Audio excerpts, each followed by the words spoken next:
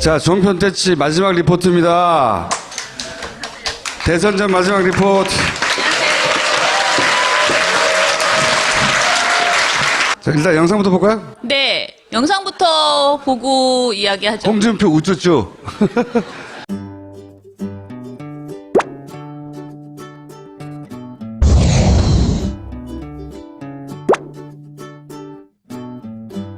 저는 또 홍준표 후보가 갖는 개인적인 그 장점이 굉장히 거친 말을 하고 이렇게 좀 그 경박스러워 보이기도 하지만 그렇다고 해서 그렇게 또 밉상은 아니라는 그런 저 개인적인 그 장점이 있고 또 뭐 밤새 토론하자고 하니까 그 3차 토론회였나 나는 집에 가야 되겠다 졸려서 못하겠다 이런 얘기들을 막 내뱉을 수 있는 그런 좀 개인기도 분명히 여기에는 좀 작용하는 것 같습니다.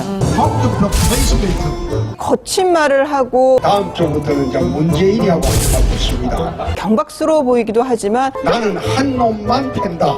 개인기도 분명히 여기에는 좀 작용하는 것 같습니다. 내 문재인이만 펴닫고 있습니다. 홍준표 후보가 거친 말, 이런 네. 막말로 해서 비난도 많이 들었습니다만은, 뭐 이런 토론 이런 과정을 보면서 뭐 넉살도 좋고 또 진짜 양념의 역할을 하시는 것 같아요. 네. 근데 밉지가 않아요. 그런 게 있지 않습니까? 예를 들면 TV 토론은 스탠딩 토론하고 나서 나 다리 아파 죽을 뻔했다. 네. 다른 분이 그런 말, 예를 들면 문재인 후보나 안철수가 후보가 했더라면은 저런 것만 가지고 무슨 대통령이냐 그러는데 홍준표 후보가 그런 얘기할 때 아무도 네. 뭐 그런 거 문제 삼지도 않고. 울컥하는 모습인데 정치권에 그런 속설이 있어요. 여성 정치인이 우는 건 효과가 없는데 남성 정치인이 우는 건 효과가 있다. 글쎄요, 조금 상승세를 타고 있고 지금 현재는 근데 그 추운데 그 회사에서 그 바람막이 하나를 안 해줬어요. 그래 내가 그걸 쳐다보면서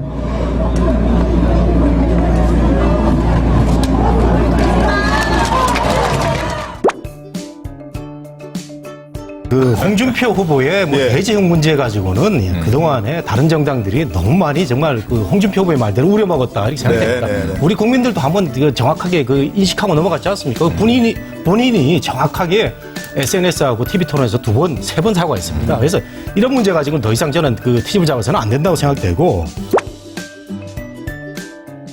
박근혜 정부 실패를 민주당에선 야당에선 보수의 실패, 보수의 괴멸이라고 얘기합니다. 괴멸이라고 하는 표현은 맞지만 보수의 실패라고 하는 표현은 동의하지 않습니다. 박근혜 대통령의 실패고 박근혜 대통령을 둘러싸고 있었던 정말로 보수연했던 사이비 보수들의 실패입니다. 보수가 가지고 있는 가치가 있어요. 지금 홍준표 후보가 얘기하고 있는 것은 보수 유권자들이 가지고 있는 그 심정에 다가가는 얘기를 다 하고 있는 겁니다. 박근혜 대통령을 탄핵시키는데 민주당 의원들만이 국민의당 의원들만이 표를 던져서 탄핵이 됐습니까? 자기 당에서 선출한 대통령을 쫓아내는 일에 힘을 더했다고 하는 것만큼 통렬한 반성이 어디 있겠어요? 집에서 얘기한다면 가장을 쫓아낸 거예요.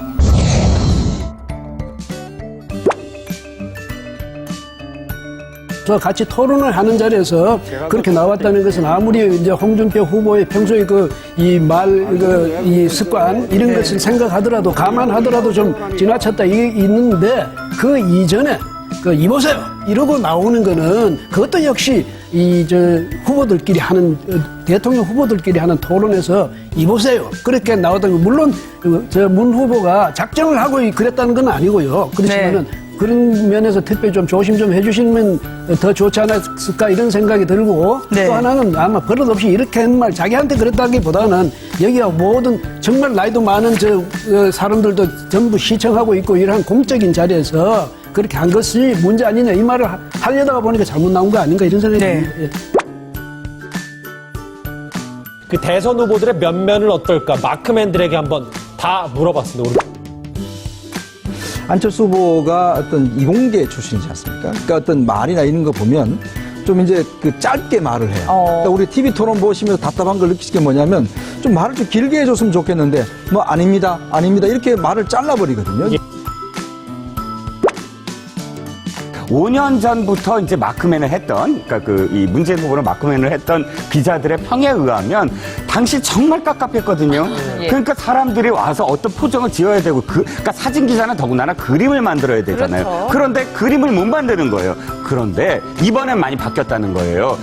막 힘들다가 혹은 다른 표정을 짓다가도 플래시만 터지면 딱 그림 만드는 그런 어떤 자동으로. 그래서 와, 이제는 좀 많이 바뀌었다라는 평을 듣는다는 겁니다. 저 기자들 이름을 불러주면서 이야기를 하면은 기자들하고 친밀감도 생기고 마크맨들하고 일체감이 생기기 때문에 뭐 아주 기자들 도움을 사실은 받는 거죠. 홍준표 후보는 언론의 도움을 받는다기보다는 자기가 언론을 잘 이용할 줄 아는 사람입니다. 그리고 기자들도 잘 이용할 줄 아는 사람.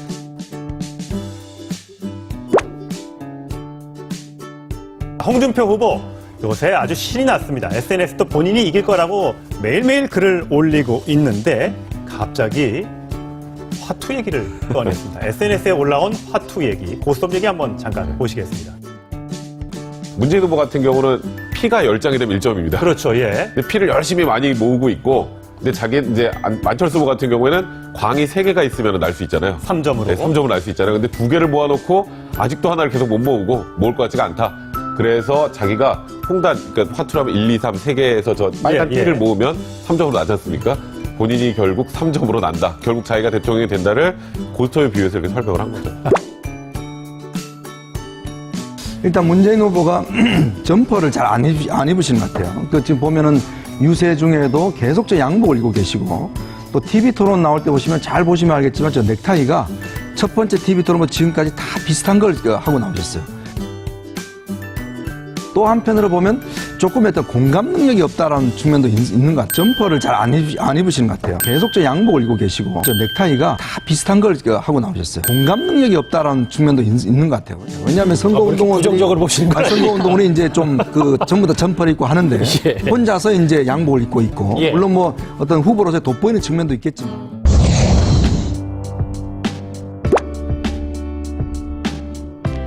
문재인 후보와 결부를 안 시켜볼 수가 없는 게 지금 화면 잠깐 보시겠지만 글쎄요, 지지층 일부가 좀 이탈하니까 아무리 40%가 넘어도 후보 입장에서는 뭐 그게 배가 부르겠습니까? 그러니까 좀 문재인 후보 측에서 심상정 후보의 약진 좀 떨떠름할 수도 있겠어요. 지금 이제 TV 토론 할 때마다 느끼는 거지만 심상정 경보를 내려야 되는 상황이에요. 주변의 친구들은 심상정 후보를 보고 믿고 의지할 수 있는 센 언니다 뭐 이런 얘기들도 하던데 아무래도 이렇게 선명하고 시원시원한 발언이 문재인 후보의 그 애매모호한 태도와 굉장히 비교가 되는 것 같아요. 그렇죠. 뭐 심크러쉬라는 뭐 별명도 있지 않습니까? 심상정 후보 같은 경우에는 제가 보기에는 그러니까 의외로 표가 좀 단단하게 좀 이렇게 쌓여갈 가능성이 좀 없지 않아 있다라고 생각을 합니다. 힘내라 심상정. 그런 말씀을 드리고 싶네요. 제가 왜 이 말씀을 드리냐면 저 진짜 깜짝 놀랐어요. 조심하셔야 됩니다, 이거. 그러니까 그 얘기는 딴 뜻이 아니고 유승민 후보 그때 그 토론할 때 한 걸 제가 약간 좀 패러디를 했는데 여러분들이 잘 못 알아들으시네요. 그런데 아니 알아는 들었는데 조심하셔야 됩니다.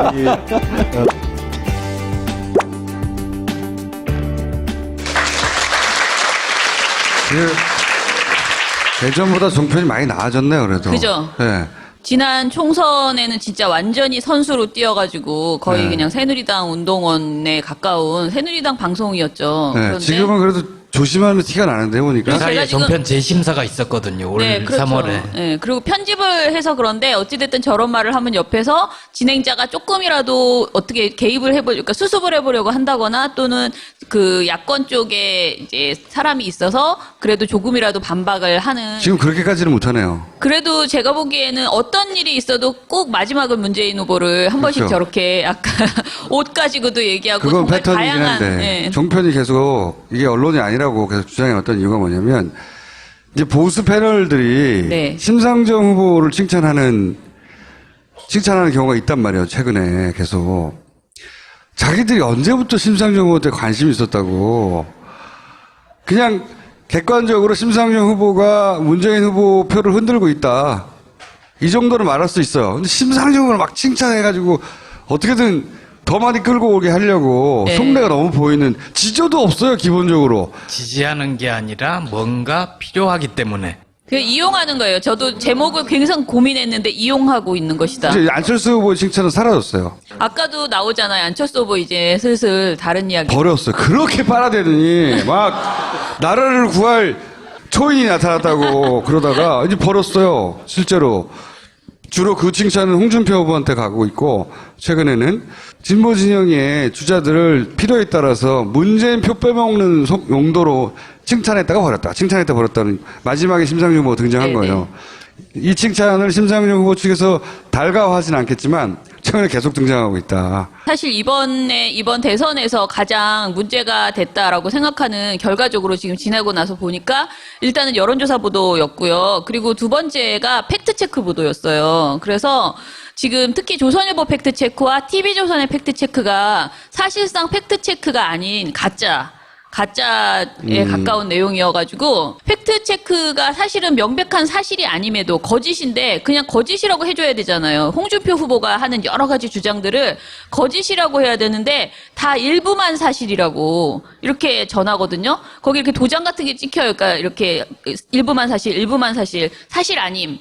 사실 이렇게 찍히는데 거기 다 일부만 사실이 돼버리는 거예요. 그래서 도대체 왜 얘네는 다른 언론사가 사실 아님 거짓이라고 하는 것을 왜 얘네는 이렇게 하나 그거를 자세히 이렇게 들여다보면은 그 홍준표 후보가 한 말 중에서 아주 작은 미세한 사실인 거 하나를 일부러 찾아 넣어서 이건 사실이다.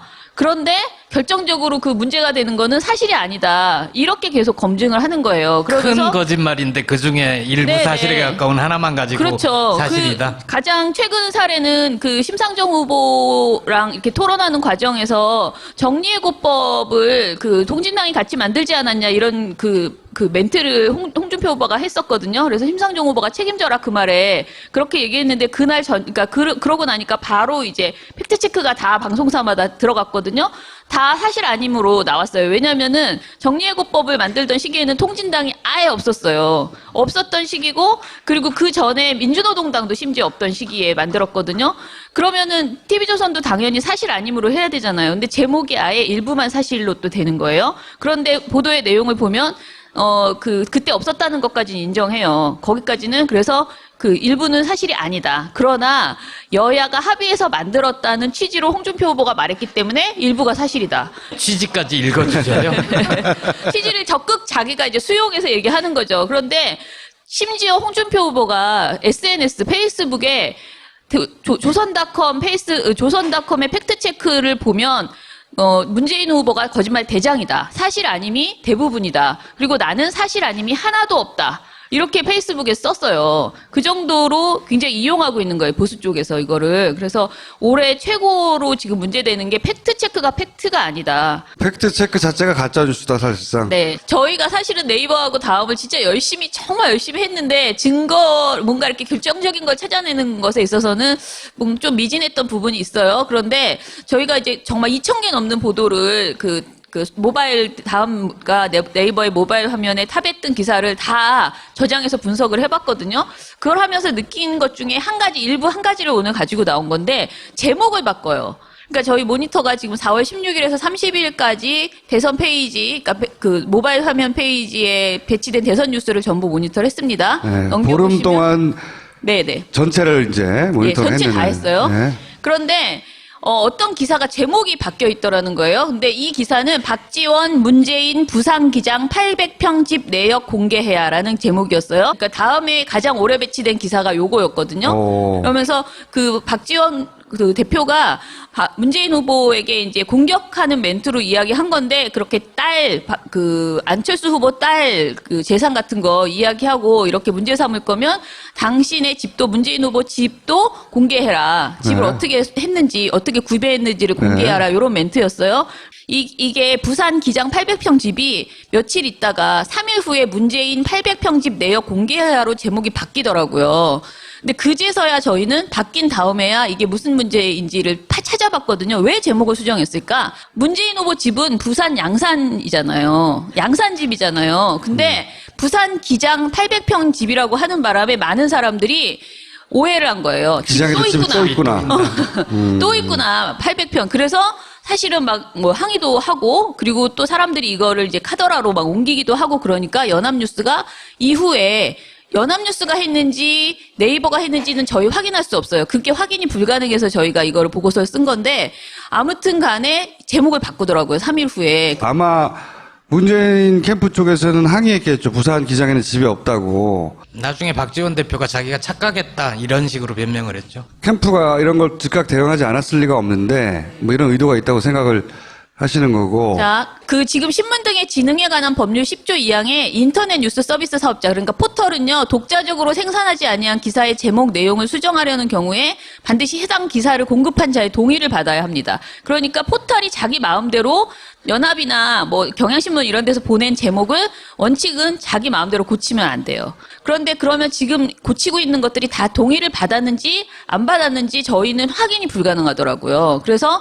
사실 이 기사를 어떻게 수정하고 있고 수정 이력을 공개해야 된다. 기사 제목을 수정했을 때는 그런 걸 저희가 요구하는 거고 네이버 제목 수정 사례를 보시면 자, 문재인 42.6%, 안철수 35.6%, 대선 판세 요동이라는 이런 그 네이버에 이런 기사가 있었습니다. 다음 장 보시면 네이버에서 수정 제목을 냈는데요. 이게 대선 판세 요동이라고 써 있잖아요. 그런데 원래 기사 본문을 누르면 그 사이트로 가잖아요. 서울경제 사이트로 가죠. 그래서 가서 보니까 양강구도 흔들이란 제목이에요. 어떤 게 더 문제로 보이세요? 대선 판세 요동이라는 건 그 이전에 어떤 판세였는데 어떻게 바뀌었다는 건지 알 수가 없는 거고. 애매하게 나오죠. 양강구도 흔들이라는 건 둘이 양강이었는데 이제 더 이상 아니다 뭐 이런 건데 이게 직접적이고 확실한 애초에 그 원기사의 내용인데 네네. 이렇게 바꿨다는 거죠. 네네. 네. 또 있습니다. 다음 거 보시면 자 이번에는 그러니까 그 맘심 해가지고 문안 여성 지지율 격차 13%라고 되어 있는 그 기사 본문에서 실제 제목이 적어요. 13포인트. 근데 네이버에서는 제목을 이렇게 뽑았어요. 안철수 지지율 하락세로 돌아서. 다르죠. 그러니까 지지율 격차가 13%라고 아주 구체적으로 알려주는 근데 것과 원래 서울경제가 기사를 자기들은 자기 사이트에 이렇게 내놓고 네. 포털에만 바꿀 이유는 없잖아요. 그거는 제가 근데 알 수 없어요. 그래서 그걸 포털에 포털에 이런 제목이 더 좋다고 생각했으면 원기사도 이 제목을 썼겠죠. 네이버가 안 바꿨을 수도 있어요.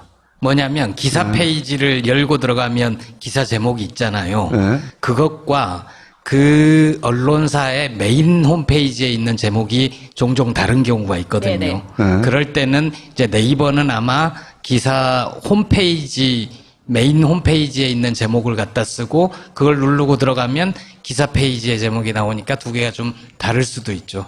그런 경우는 있는데 이런 경우는 종류가 좀 다르죠. 그 실제로 이거 말고 저희가 이거는 지난주에 저희가 발표를 하면서 네이버하고 다음에 공문을 보냈어요. 그래서 기사를 수정하는 제목을 수정하는 경우에 어떤 그 시스템으로 되고 있는지와 그 내용을 앞으로 다 공개해라. 기사 배열을 다 공개하고 있잖아요. 그것처럼 그것도 예전에 없었던 일인데 이제 공정성 시비에서 휘말리지 않기 위해서 본인들이 공개하고 있는데 지금 이거는 이제 공개가 안 되고 있는 것이라서 공개를 해라. 애초에 원 기사를 쓴 사람의 의도와 그 의향이 담긴 제목이 거기에 달려 있고, 근데 그게 포털에 걸렸을 경우에는 제목이 바뀌어요. 바뀌는데 그 의도를 더 잘 드러내게 바뀌는 게 아니라 특정 정치 세력에 더 유리하게 바뀌는 경우가 많다 이거죠. 예. 타격을 주는 거면 순화시키고 저쪽을 공격하려면 더 강화시키고. 하나 이런 게 있었는데 이거는 확인해 주시면 될 것 같은데 한겨레 기사인데요. 제목이 희망퇴직 남용 방지 노후 불안 50대 맞춤형 공약이라고 해서 문재인 후보의 공약을 제목으로 뽑은 거예요. 희망퇴직 남용 방지 노후 불안 50대 맞춤형 공약. 그런데 네이버 포털의 제목 이 기사가 네이버에 걸려 있을 때는 어르신 표심 위력 알기에 노인 공약 공들이는 후보들. 그래서 전혀 문 후보가 부각이 안 되게 이렇게 제목이 가 있어요. 또 하나는 이데일리 기사인데 문재인 5060 임금 보전 보험 도입 이직 시 임금 감소 최대 50% 보전이라는 제목입니다. 그런데 네이버에서는 문재인 5060 신중년 찍퇴 맞고 줄어든 임금 보전. 그러니까 무슨 말인지도 잘 모르게 이렇게 줄여놨어요. 심상정 후보 같은 경우에는 특혜 누리는 노조 사회적 책임도 져야라는 제목이었거든요, 원래. 그런데 다음에는 심상정 특혜 누리는 노조 1% 민주화돼야. 이거 되게 악의적인 이런 제목이, 그러니까 사회적 책임도 져야라는 것과 민주화돼야 이 말은 굉장히 의미가 어감이 다르거든요. 그래서 그리고 강간모의 논란에 홍준표 검증할 것이 없는 모양이라는 제목의 있었는데 돼지 발정제 논란에 홍준표 검증할 것이 없는 모양, 이렇게 강간모의라는 말을 돼지발정제로 싹 바꿔놓는 이런 제목도 있고요. 문준용 씨 특혜 채용 이거 관련해서는 원래 기사 제목은 문준용 채용 관련 서류 파기인데요. 네이버 기사 제목은 문준용 특혜 채용 의혹 서류 파기, 이렇게 아주 구체적으로 내용을 그리고 예를 달아주는 들면 이런 거예요. 경우도 있어요. 최근에 이제 그 자유한국당이나 또는 이런 친박 쪽에서 돌리는 카톡 중에 하나가 뭐냐면 박근혜가 단식하다가 지금 생명이 위험하다 이런 거예요. 그 후보들이 직접 얘기했어요. 홍준표, 홍준표 후보, 예. 그런 뉴스에 대해서 노컷 뉴스가 네. 그 소위 이제 왜냐면은 거기 가짜 뉴스라는 게 금방 드러났거든요. 바로 다음 날 기자들이 다 구치소에서 물어봤을 거 아니에요. 구치소에 살쪘다고. 밥 잘 먹어가지고 체중 늘고 살쪘다고 바로 말해줬거든요. 그래서 기자들이 썼어요. 쓰고 나서 한 2, 3일 있다가 그 노컷 쪽에서 이 발원지가 어디냐. 지금 단식을 해가지고 죽을 똥 살똥 한다는 찾아봤더니 친박 사이트였어. 그런데 요렇게 아주 분명하고 그 정확하게 그 여당에 불리한 기사는 네이버는 싣지 않는 경우가 있습니다. 이 기사도 눈에 안 띄었어요. 그 기간 내내. 왜냐하면 홍준표 후보가 사용하고 있는 워딩을 정확하게 아니라고 말해주는 기사거든요. 이런 건 아예 안 씻거나 혹은 이런 류의 기사가 여러 개 나와요. 그중에 물타기 기사가 나옵니다.